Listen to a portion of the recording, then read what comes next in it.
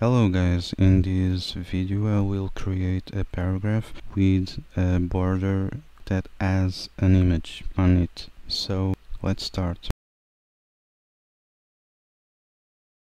As usual, I'm starting with an empty file that I called border image with css.html.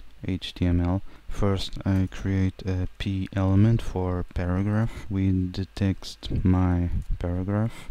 Also I give an ID of border image to this paragraph element. To see the result I will use Google Chrome. Now we have this paragraph. I create a style element. I say that the elements with ID border image should have a border of 10 pixels solid. Let's see. Now we have a black border around our paragraph. Next I will give padding of 15 pixels. And we have more space between the text and the border. Also I say that the border actually is transparent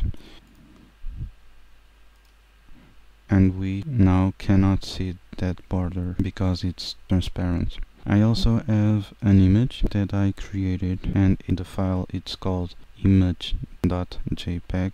It's nothing very complicated, it's a pattern, okay?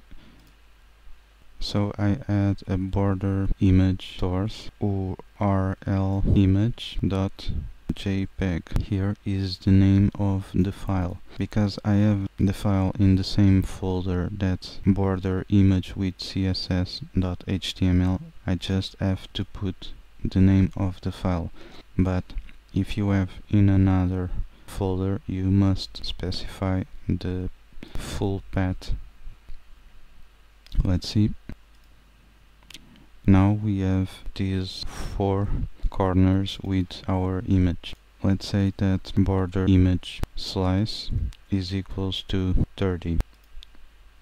Now we have this result. Also I'm saying that border image repeat is repeat. And we have now this result. Also we can play around with this property. For example, we have these options. We can stretch and it's stretched.